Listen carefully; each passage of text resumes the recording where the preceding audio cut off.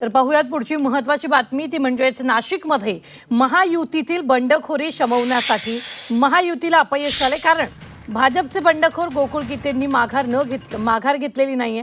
शिवसेनेच्या नरेंद्र दराडेंना त्यांनी आव्हान दिलंय।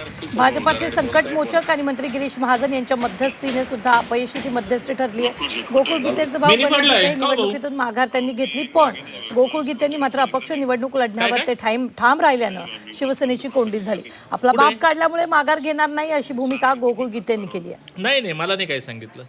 मुख्यमंत्री महोदयांनी, देवेंद्रजींनी आणि गिरीश भाऊंनी या ठिकाणी सांगितलं होतं, गणेश आपली युती आहे, आपल्याला माघार घ्यावा लागेल। मी कोणतीही कमिटमेंट न घेता, कोणताही विषय न करता त्यांच्या शब्दावर ही माघार या ठिकाणी घेतलेली आहे। कुणाचा फोन आला होता माघार घेण्याआधी? वरिष्ठ नेत्यांचा कुणाचा? देवेंद्रजींशी मी स्वतः भेटलो, स्वतः बोललो, गिरीश भाऊंशी मी स्वतः भेटलो, स्वतः बोललो।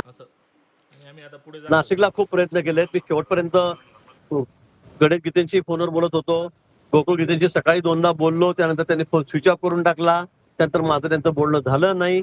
मला वाटतं ठीक आहे, शेवटी तिथे आमचं खूप मोठं बहुमत आहे, 80% वर मतं ही आमची महायुती त्या ठिकाणी आहेत आणि त्यामुळे आमचा उमेदवार त्या ठिकाणी निवडून येणारच आहे, त्या बाबतीत कोणाच्या मनामध्ये शंका नाही। ज्यांनी माझा बाप काढला त्यांच्यासाठी मी माघार घेणार नाही आणि या ठिकाणी जर समजा अजून तर निवडणूक फार लांब आहे, ते जर कालच माझा बाप काढत असतील तर मी त्यांच्यासाठी विड्रॉल का द्यावी?